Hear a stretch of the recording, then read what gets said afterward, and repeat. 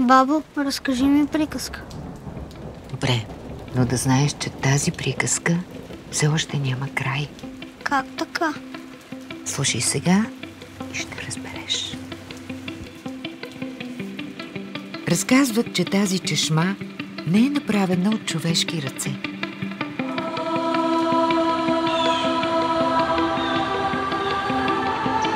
Една нощ самодивите слезли от гората и край това вековно дърво заплели танц. Най-малката, влюбена в един местен овчар, знаела, че любовта им е невъзможна. Сърцето й било изпълнено с тъга. Тя отклонила един малък ручей от великата подземна вода, за да може да гледа овчаря, като идва сутрин да пои стадото си.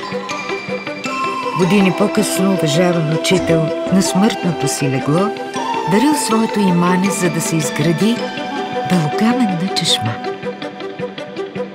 Скоро тя се превърнала в сърцето на селото.